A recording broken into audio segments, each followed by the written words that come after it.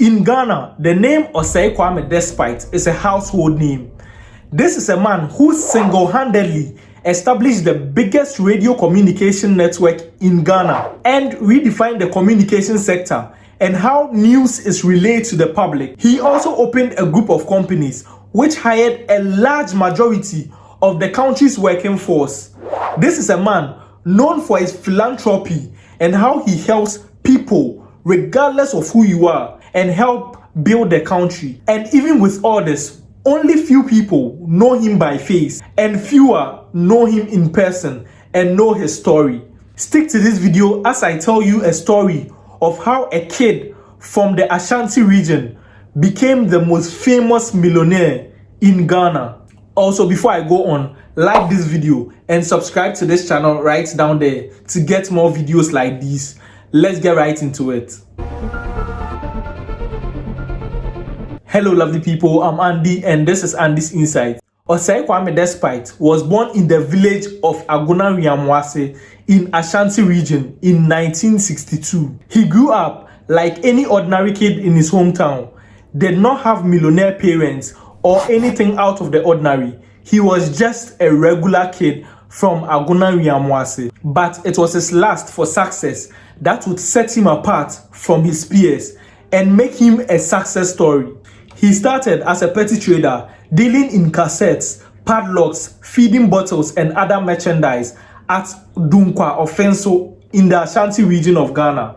So right off the bat, there was nothing special, just an ordinary trader. After years of painful struggle to make it in life to no avail, there was a glimmer of hope in 1970 when Nigeria experienced boom in their oil prices and millions of Ghanaians trooped in to go to Nigeria to experience the wealth there.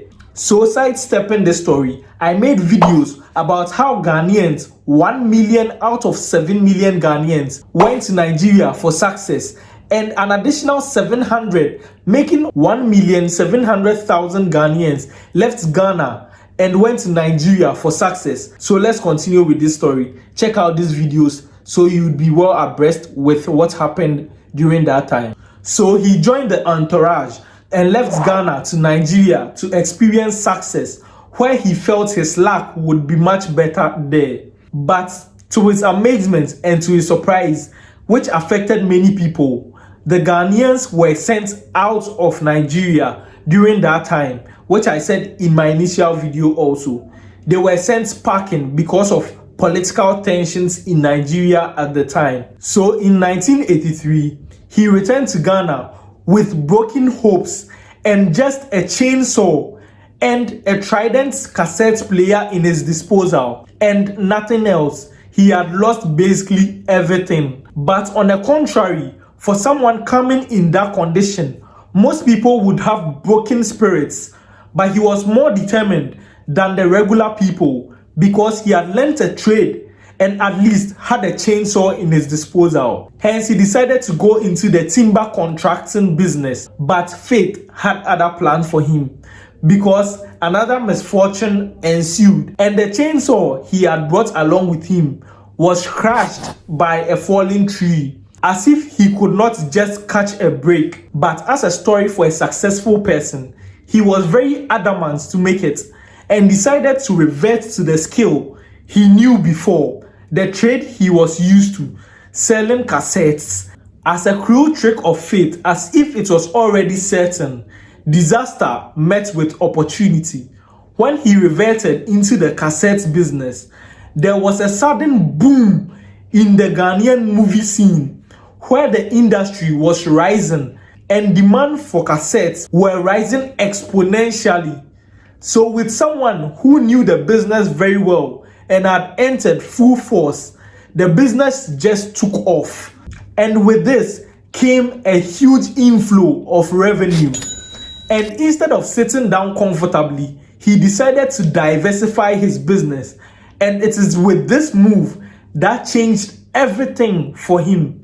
He decided to promote the local music industry, which was on a downhill slide. It was falling fast. But with his love for local music, he decided to set up a radio station where he could promote just the local scene. And in 1999, he decided to set up Peace FM at Mile 11 in Accra. And with the establishment of the Peace FM radio station, he decided to experiment with the local language. And it is with this seemingly small move at the time that would go to redefine his whole business, because it was unheard of. There was no radio station who was using the local dialect to communicate with the citizens. Hence, people could relate more to the Peace FM news, and as if wildfire, it caught up fast and it broadcasted everywhere. Everyone preferred to hear the news in the local dialect. When everything started to boom for him, he decided not to forget his roots and set up a radio station in the regional capital of his hometown, Kumasi, in the Ashanti region.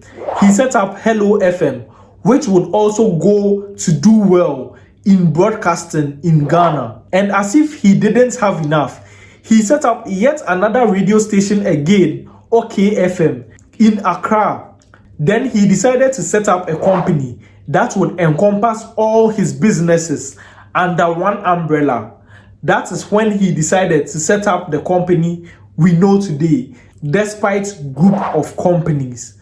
And with the Despite Group of Companies, which is now one of the most famous companies in Ghana, started out incorporating only one subsidiary company, which he named Despite Productions. But as a man with a huge vision, who just didn't know how to say enough is enough and always tried for more, he decided to go into other sectors, which he later incorporated all of the businesses under the parenting company, Despite Group of Companies. Now he established the U2 company, which was an iodated salt company, and also has the UTV under it. Now with this, he decided to go into the food processing sector.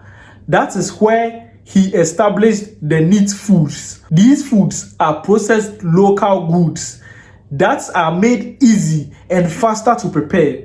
So you can tell that with everything, his intention was to build a business that was so big whilst also having the local elements in it. These are just to name a few of his companies he established. Now, even with others, his name found a way to precede him, with many knowing his name but haven't ever seen the face to the man, which is quite surprising for a man that's that famous. With all the wealth that one could ask for, it's his compassion that speaks volumes of his persona. Because anytime you mention his name, it is his philanthropic work that comes up, and the charity he gives and how he is helping build the country. He donated $100,000 during the time when the coronavirus pandemic first hit the country, and also provided reliefs for families he had not even seen before. He provided buses during the time, did so many things, provided foodstuffs for hungry people. He then went on to solely build and furnish the child cancer care facility at the 37 military hospital. This man has single-handedly done so much for the country, and for his 60th birthday, he decided to fly the country's wealthiest people to his village of Agona, Wiamoase, in the Ashanti region of Ghana, where a kid was born to an ordinary life would go on to become the country's most famous millionaire. If you've enjoyed this video thus far, give this video a thumbs up right down there. Subscribe to this channel for more content like this. Also, check out this video next of how Nana Kwame Bediako rose from Ghana to become the Prince of Africa.